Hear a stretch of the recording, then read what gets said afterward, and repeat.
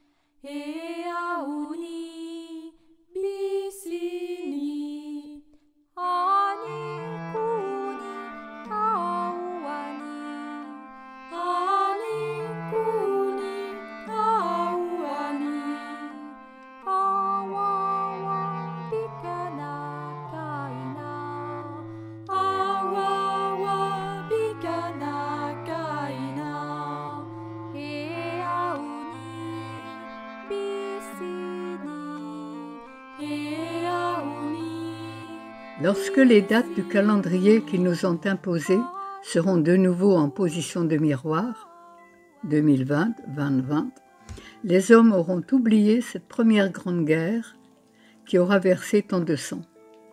Les souvenirs des horreurs qu'ils ont traversées s'effaceront de leur mémoire et les esprits s'endormiront de nouveau.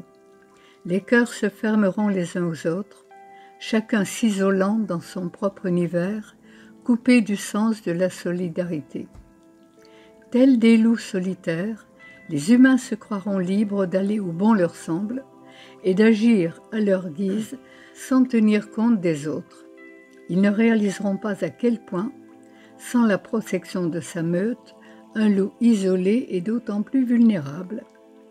C'est alors que, aux quatre coins de la terre, débutera une nouvelle guerre, la plus grande de toutes, une guerre sans fusil et sans canon, une guerre redoutable contre notre mère la terre, dans le but de la maîtriser et de contrôler chacun de ses soupirs. Une guerre viscérale qui exploitera toutes ses richesses et causera l'extinction de nombreuses espèces, tant animales que végétales. Une guerre sournoise qui anéantira le lien même des hommes avec la nature et le grand cycle de vie dont ils font partie. L'esprit endormi des hommes, coupé de sa reliance avec le grand tout, ne verra rien venir lorsqu'il deviendra la prochaine cible de cette soif absolue de contrôle de ses envahisseurs. Ultime conquête, le cerveau humain sera une proie de choix sur leur tableau de chasse. Et ils n'auront besoin d'aucune arme pour asservir les hommes. Il leur suffira simplement, pour les réduire à néant, de leur insuffler la peur. Tel un loup solitaire, traqué par un chasseur sans merci, l'humain isolé de ses semblables ne trouvera aucune aide, aucun soutien, aucun répit, ni aucun terrier pour se réfugier lorsque débutera cette guerre de terreur et d'effroi. Il sera traqué jusque dans sa propre maison, assailli jour et nuit par des images terrifiantes, les mémoires de ses ancêtres oubliés. Il craindra de sortir de chez lui, son cœur coupé de ses lignées et endurci des années de solitude intérieure, en viendra à se méfier de ses voisins, de ses amis et même de sa propre famille. Ce sera le début de la fin pour cette humanité sans âme et sans vision commune.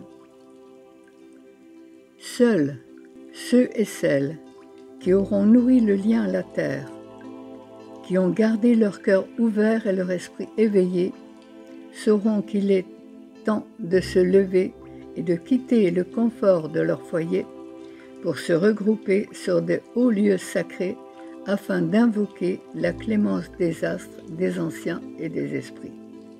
Ceux et celles qui prendront le temps de lever leur âme du sang versé par leurs ancêtres et de purifier la terre entachée par tant de massacres auront la possibilité de survivre à cette guerre impitoyable.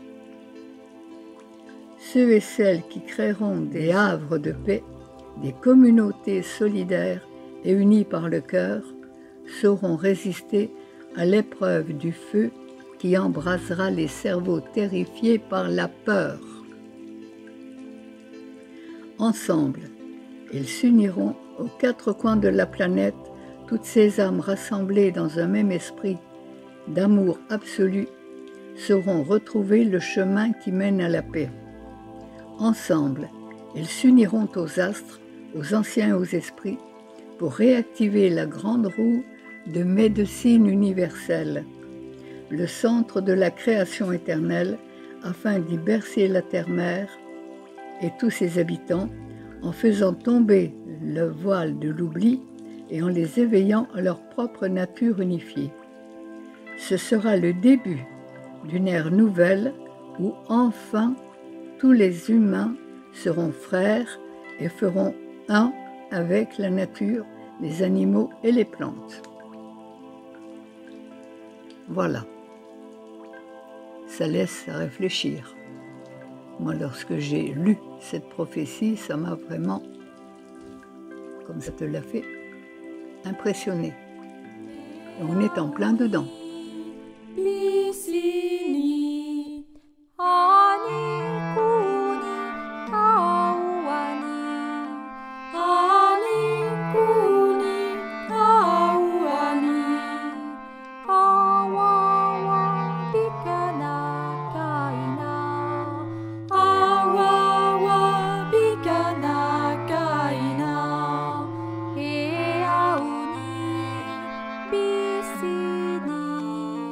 Yeah.